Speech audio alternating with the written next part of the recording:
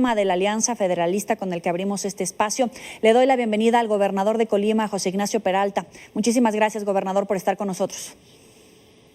Muchísimas gracias, Joely, te agradezco la oportunidad de la entrevista, te saludo a ti, a quien nos escucha, muy buenas tardes y a tus órdenes. Primero que nada, la importancia de este pronunciamiento que hacen para rechazar este recorte al presupuesto y también la desaparición de los 109 fideicomisos. Bueno, yo creo que aquí, más allá de decirte que fue un evento simultáneo que se llevó a cabo en las 10 entidades federativas de los gobernadores que hemos formado la Alianza Federalista, yo creo que aquí la parte que es importante, yo destacaría son dos cosas. En primer lugar, que es un pronunciamiento de la sociedad, ¿sí? Hablaron científicos, hablaron deportistas, hablaron artistas, creadores, personas que han sido afectadas en los fenómenos naturales desastrosos y que han sido apoyadas a través del Fonden. Es decir, es la sociedad la que se expresa, la que se manifiesta, la que dice con mucha claridad cuáles son preocupaciones, para tratar de quitar por los argumentos que se han dado de que esto es político, que tiene tintes electorales, que se protege la corrupción, nada de eso. Es la sociedad la que se está manifestando. Y en segundo lugar, que se van a tomar todas las acciones de carácter jurídico institucional. No es un tema de salir a marchar, de hacer alborotos, no, es el andamiaje constitucional nos otorga elementos para poder manifestar nuestra inconformidad y a través de esos cauces, pues buscar que no se lleve a cabo esta situación, que se haga una reflexión y que se detenga esto que va a afectar a muchísima gente en todo el país. ¿Acudirán a una controversia constitucional ante la Suprema Corte?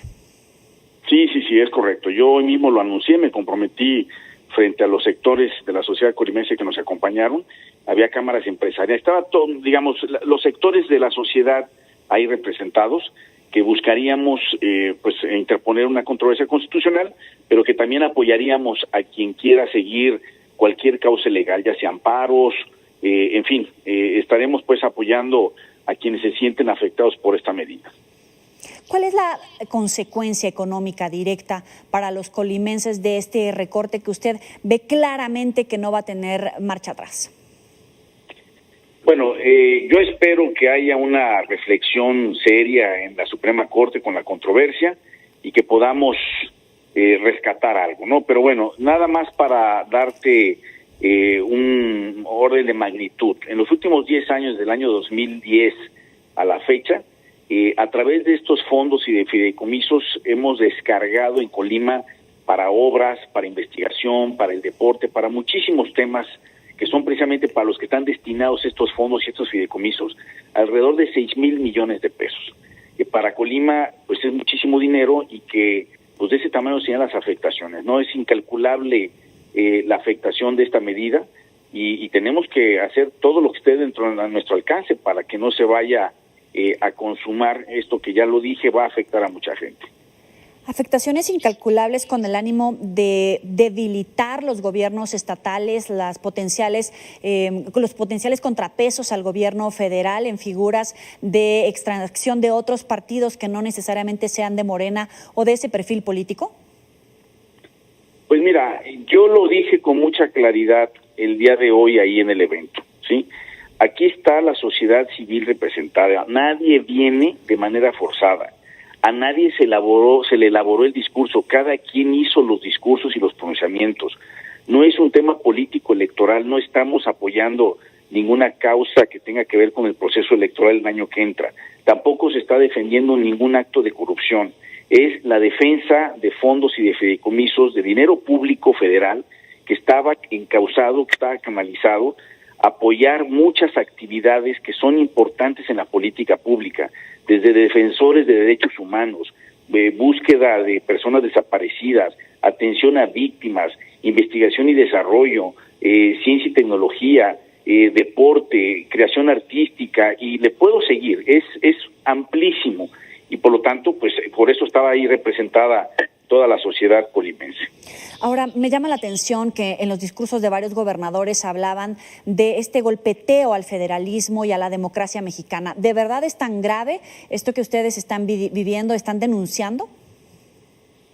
Bueno, lo que se argumenta, hay dos argumentos reiterados.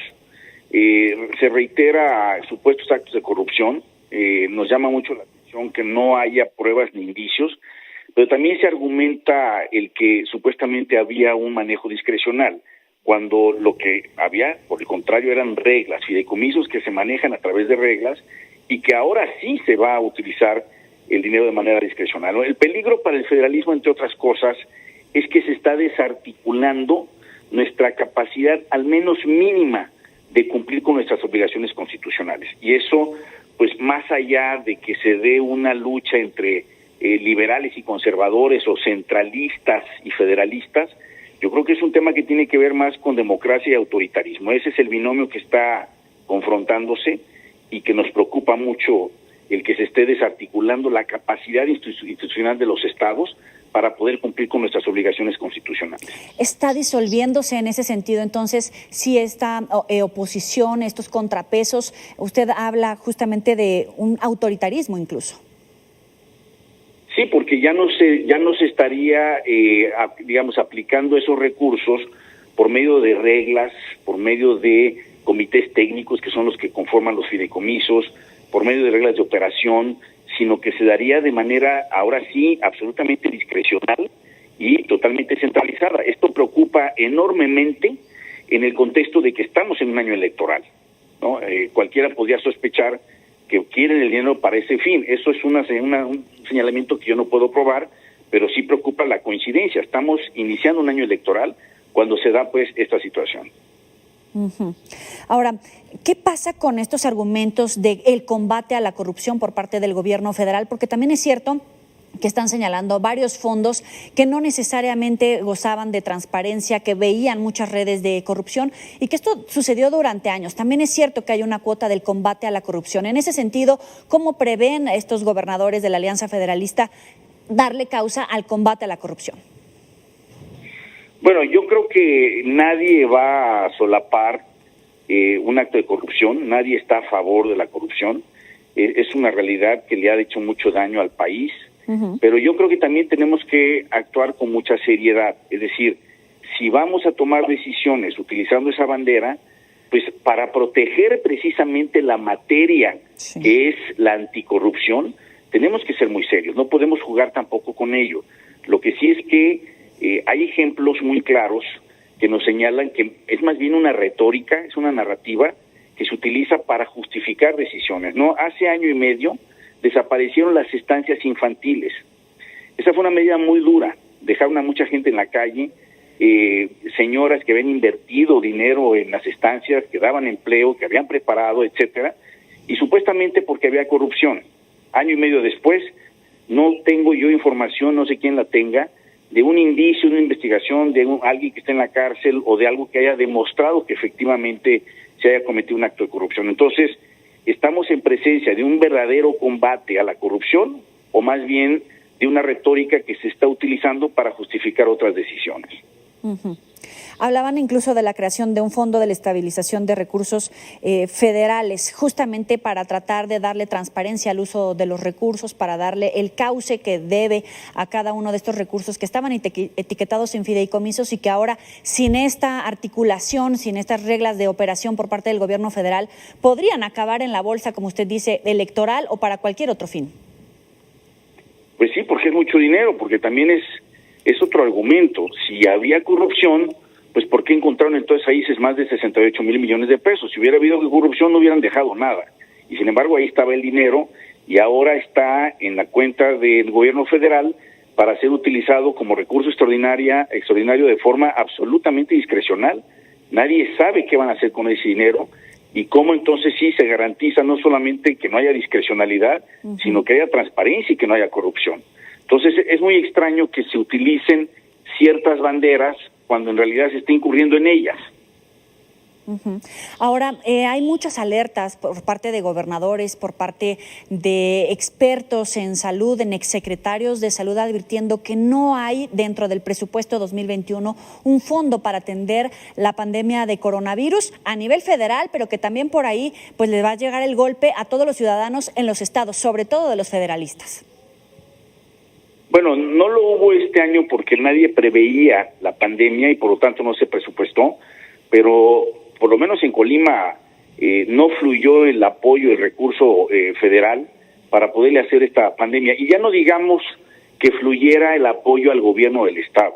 Ni siquiera fluyó para las propias instituciones federales como el IMSS y el ISSSTE, en donde se hizo todo un plan de reconversión hospitalaria que tenía que invertir en incrementar su capacidad, adquiriendo camas, adquiriendo ventiladores, y lamentablemente no se llevaron a cabo esos planes porque no tuvieron los recursos, ni siquiera para sus propias instituciones. Entonces, pues preocupa mucho que no se esté refaccionando al sector salud, que tiene tantos problemas, para poder enfrentar una situación tan grave como la pandemia, que lo estamos viviendo. Hay rebrotes en Europa, en Estados Unidos tenemos ahí una aceleración, y no sabemos todavía qué efectos va a tener esto en México, cómo hay que enfrentarlo, qué efectos va a tener en la economía y cómo vamos a hacerle frente a esto en el 2021.